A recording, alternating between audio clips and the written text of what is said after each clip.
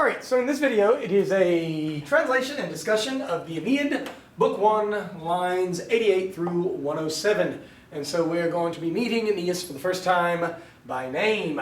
It is the interim between lines 33 and 88 that you have the at behest of Juno, the winds unleashed by the king of the winds, Aeolus, and they wreak havoc upon Aeneas' ships in a storm. And so we begin in line 88. They are the implied winds, the wainty. They rip away suddenly, and they have three accusative direct objects. They rip away the clouds, and the heaven, sky, and the day from the eyes of the Teucrians. Remember, the Teucrians are merely just the Trojans, another word for them.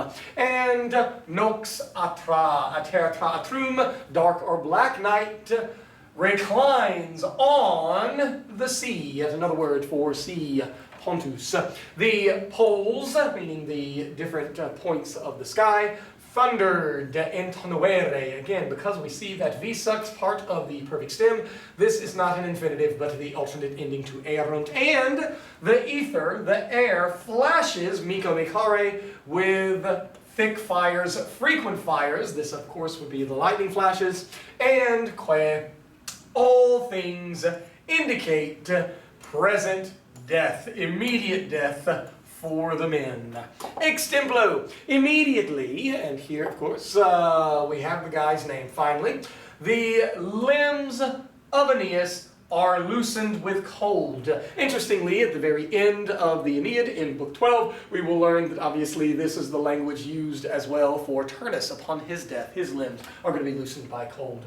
He groans, and stretching, present active participle, modifying, obviously, our understood subject, he, Aeneas, his double palms to the stars, where we get the English word sidereal, sidus sideris, he brings back, and remember that Pharaoh, Fairy, Tulilatus can often mean, in poetry and Virgil particularly, say. So he says, such things, such neuter, plural, accusative, substantized things, with his voice. Please note that Talia does not modify woke. If it were modifying it, it would be ta-li, ablative singular. Oh, 3 times and 4 times blessed.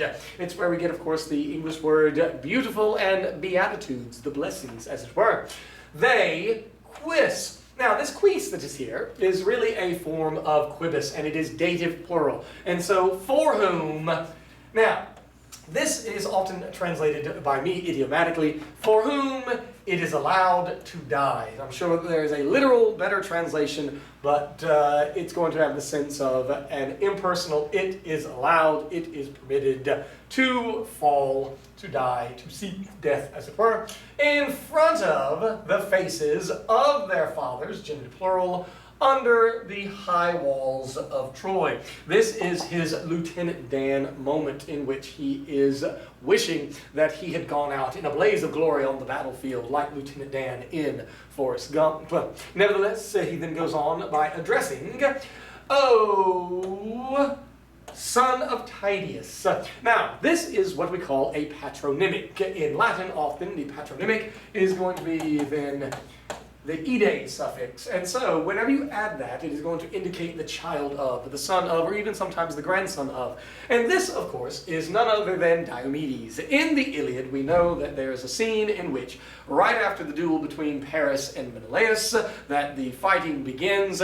Diomedes, the great Greek warrior, goes on an aristeia. He is an unstoppable force on the battlefield, and he strikes down a young Aeneas before him, who is then eventually attempted to be rescued by his mother Aphrodite/Venus, and then successfully rescued, and I forget whether it is Apollo or Poseidon, but one of those two gods, I think, is the one that actually rescues him from the battlefield. And so why he's addressing him is that he wished that he had gone down like that, instead of potentially drowning in this storm which we see. So, oh, and then the vocative case, most brave son of Tydeus, and most brave of the race of the Greeks, the Danae, remember, are the Greeks, and so wherefore we just call them that. And here we have our accusative exclamation with, of course, a oxymoronic finite infinitive, because we do have a subject there.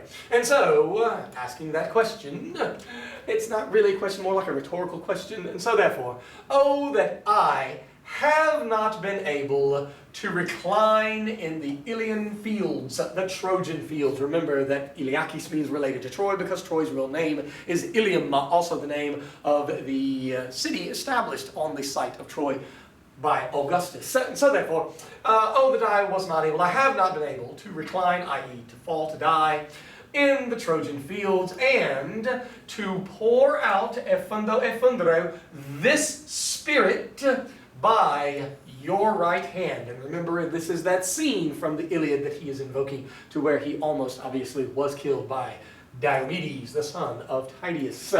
Nevertheless, in the Trojan fields, where savage Hector lies, yakeo yakere, a second conjugation, not to be confused with the third io, yakeo yakere, to throw, by the weapon, from the weapon, because of the weapon of Iacides. And this is going to be then Achilles, the descendant of Iacides, who I think is his grandfather. And so another patronymic that we see here. And then we continue on. And so therefore he's lamenting the fact that these great Trojan heroes got to die on the battlefield, and yet here he is about to drown in this storm.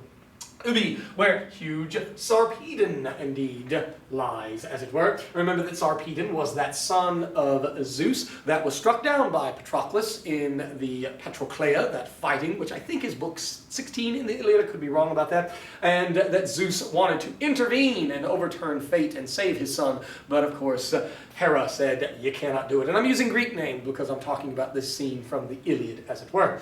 And so where the Simois River, and of course, then we go and find our verb, wolvere, rolls so many snatched up, having been snatched up, shields of men, another syncopation, it's really virorum, under its waves, que, and where the Simois rolls so many helmets, that's what the Galeas are, and where the Simois River rolls so many strong bodies under its waves. And so therefore, indeed, he is lamenting the fact that obviously he's about to drown and could have had a glorious death like Hector, like Sarpedon, and he actually had the opportunity for that when Diomedes struck him down in his Aristeia. And remember, in Aristeia, I use this term, is a moment of a warrior on the battlefield in which they are unstoppable. It's their best moment, as it were. They're in the zone. It's kind of like with the Vikings when they go berserker and are absolutely a terror. So we continue on.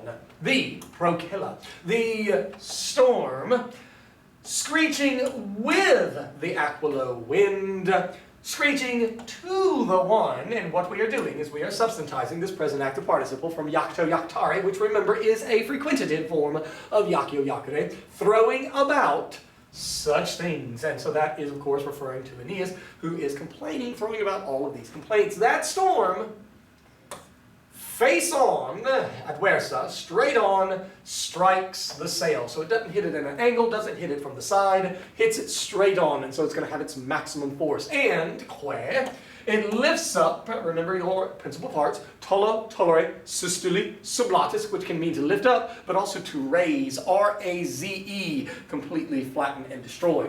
And here, however, it means raises, and it raises up the waves ad sidera, to the stars.